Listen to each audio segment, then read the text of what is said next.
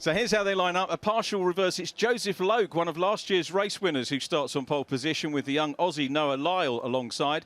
Adam Fitzgerald is next, then Ugo Achukwu from Daniel Guinchard and Oliver Gray, the three junior Formula One drivers together. Then we've got Louis Sharp and Aidan Neate, Georgi Dimitrov and Alex Dunn, who was on pole yesterday, so that's the pole position start, if you like. He's got to work his way through from there. Ed Pearson and Ollie Stewart on row 6. Row 7, Joel Pearson, who we had the onboard with. Michael Shin, a race winner earlier on in the year. Eduardo Cosatang and Daniel Mavlyatov completing the grid here for round 11 at Oulton Park. 3 races for each weekend of the 10 weekends that we have. Race 1 and 2, fastest off the front.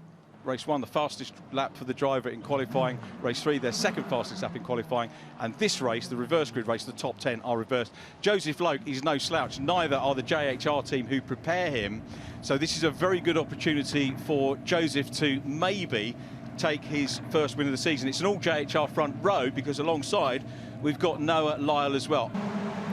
So Loke and Lyle, the JHR pairing, with a chance here to get a win under their belt. We've got the best opportunity maybe to make a pass. It's going to be on the start. The front two are away, and it's Loke leading from the Aussie Lyle side by side for third place. Achukwu is looking, he's in the blue car that went right. They've all made it through there, down Cascades and Dentons for the first time. Decent start by the top pair. Yeah, the front row got away, didn't they, like scolded cats. That was a proper effort. 5th gear through Cascades, on board with Joel Pearson, all looking good for him. Watch this, hard on the brakes, you go over the crest, bit of a lock up there from the front leader. All the leaders going wide, but gets it all together, and a front wing loss as well at the back. Yeah, one of those went yesterday. Ugo Achukwu, second in the championship, had an issue, but it's the familiar 84 of Joseph Loke, the ex-Fiesta, BRSCC Fiesta Junior champion. Didn't come through Junior Ginetta, came the BRSCC route and was a revelation when he came into the F4 championship last year. There is Aidan Neate in a 57 car on the outside line, much further back than I would expect Aidan to be. And he's with Michael Shin. Yeah. You want them in the reverse, and that's what happened. I think that was Ugo, wasn't it, that he was going side by side with the yellow numbers background, by the way. First year car racing driver, so as long as you haven't done 3 meetings, then you can carry the rookie status in a separate championship. Although the drivers in some respects tend to ignore that, as someone just outbrake themselves there. Is that Adam Fitzgerald? Yeah, Adam Fitzgerald, he was pretty quick in practice. And pretty quick. He's not done too much. I was speaking to a few of the team coaches for all the teams, and they were saying he was very impressive speed-wise, but just trying to get everything together. But Joel, without that front wing, makes the cars a lot quicker in a straight line, but they just won't go around the corners. Look how much steering angle Joel's putting in. I tell you what, he's doing well without that front wing, but you can see he's got what's called understeer, where the car wants to just go straight on every time he turns. He's trying to go around the outside at large, the last corner. Oh, it's the front, it's the cars with the front, without front wing challenge. Joel Pearson gets away with that. That's a separate class, isn't it, for those at the moment? The South Korean driver looks like he's peeling off into the pit lane. Joel Pearson did make the move, and Michael Shin, who's a great little lad, he's got a super mullet, by the way. They're back in fashion. Yeah, very much so. Alex Dunn coming back here on the inside of Fitzgerald, the 2 Irish racers, the youngsters side by side here. Alex Dunn wants to get up into the points. He's got to get into the top 8 to get championship points, and at the moment Dunn is 11th. If he gets into 10th, there still won't be any championship points in it, but Fitzgerald rightly giving him a workout. Oh, they're still side by side. We're coming now to the hairpin. This will never keep side by side. This is down to turn 3 at Ireland. Oh, and a slower car in front. They get well out of the way, and look at that, tries to slot back in. That was great racing for 3 laps. I think that was Georgi Dimitrov that's slowing down, the former Ginetta Junior race. By the way, the meatball flag is a mechanical failure flag for those of you joining us for the first time, and it means the driver needs to come into the pits to get that sorted out. Still side by side here, and Fitzgerald, this is super racing. We haven't seen a huge amount of him this year, but great to see him in the action with the championship leader. Now Noah Lyle, who started on the front row, is right by that championship leading car. I think we're going to get a look at the onboard start as well in a moment when this sorts itself out, but Noah Lyle is way back. I wonder what happened to him in the early stages. That's Aidan Neate immediately ahead of him. Wow, that was unbelievable stuff, wasn't it? So a replay from Joel Pearson, who had that front wing go. So let's see how he's done. It gets a decent getaway, actually. The last phase of that first gear start was just a bit too boggy, wasn't it? So look at that, 3 abreast as they all look ahead. Everyone trying to get the apex, and what happens on the exit? A couple of people run wide. Joel stays out the way of all that. Our on-board driver, round the outside of like 3. So he's up like 3 places.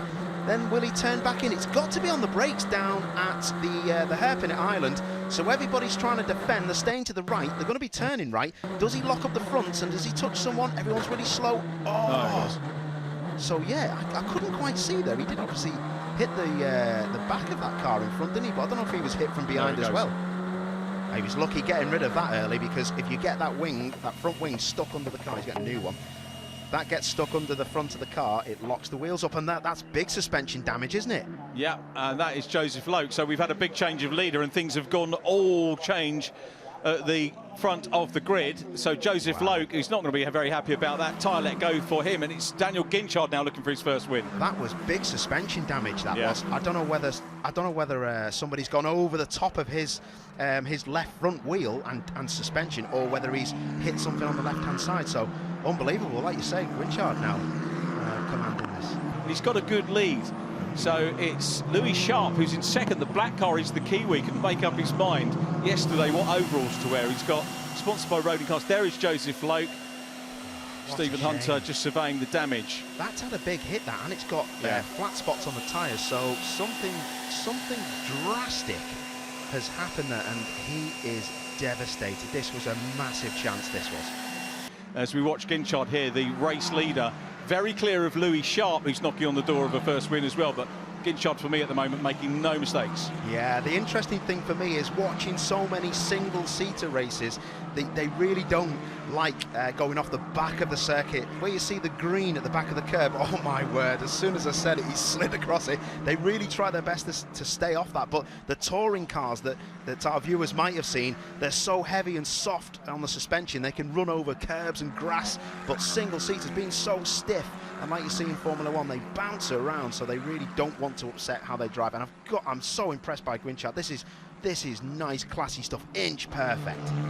Yeah, wants to get that first win. I was talking to him yesterday. Again, the yellow background on the number, it suggests that, or indicates that he is a first-year driver, so he hasn't done any car racing prior to coming into F4 this year. So rookie status. And I said first rookie pole today. He was with his PR man yesterday, and he said, to be honest, not really worried about rookie poles. I just want to be further up the front. It's great if we can get a rookie win. He's had a couple of those. Ugo Chuko has won most of them. But Ginchard wants that outright win, and he's heading for that. And people are saying, OK, it's a reverse grid. He didn't start on the front row. He's come through, worked his way through. And, yeah, he'll just put that on his CV, and then he'll look at working on the qualifying and getting further up. Yeah, he's done a good job, hasn't he? It's not easy to pass here. I know there's been a bit of strife up front, but this is impressive to keep this pace, you know, going. I'm seeing on our timing screens green sectors, which means personal bests. So he's still, you know, reeling them off and just making sure that he controls the gap to Sharp behind him. Yeah, he's doing real well at the moment, 2.25 seconds. Just looking down the order, in the rookie category, Ugo Chuku's second, Ollie Stewart is in third place. We chatted to Ollie and his dad yesterday, and Ollie, interesting, when you first meet the drivers, they don't come and talk to you, talk to the dads when they're younger. But Ollie Stewart actually now is coming over, having a chat, bought some of his granny's shortbread, which is lovely, by the way. And he said he was really disappointed with qualifying and said, I'm going to be outside the points. And I said, no, this is Oulton. There will be cars that spin. There'll probably be some time. You're in, and he's in the reverse grid race point, so he's going to be very happy to go away with the podium, is Ollie Stewart, as we watch Ollie Gray in the 63, the Carlin, the blue Carlin livery, second-year driver, race winner last year, Ollie Gray, and running very well in the championship. Ollie Gray is only 3 points behind Ugo Chuku, so Ugo will hold on to second place in the championship. Here is about 70-odd points, the gap at the moment, but Ollie Gray is keeping him within arm's reach at the moment.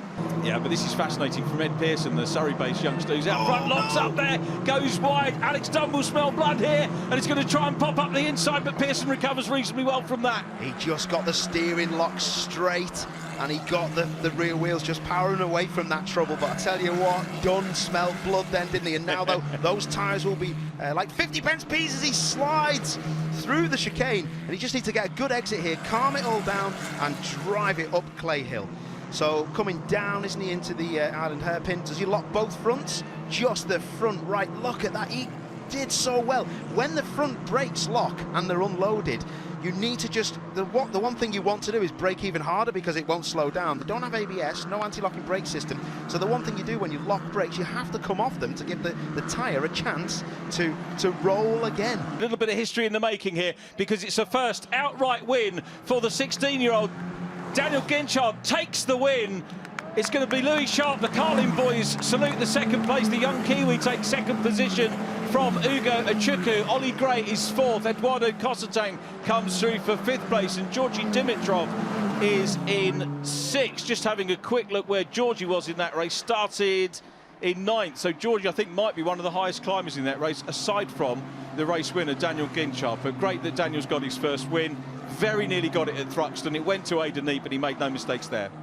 Round 11 of the ROKiT F4 British Championship, certified by FIA, won by Daniel Guinchard, his first win in the Formula, and also a rookie class win too. Louis Sharp second. Second rookie was Ugo Achukwu from Oliver Gray, then Eduardo Cossetang and Georgi Dimitrov. Third rookie, Oliver Stewart, and the last point scorer, championship-wise, was Ed Pearson in eighth. Ninth goes to Alex Dunn, the championship leader, and then in 10th position, a great race from Adam Fitzgerald once again.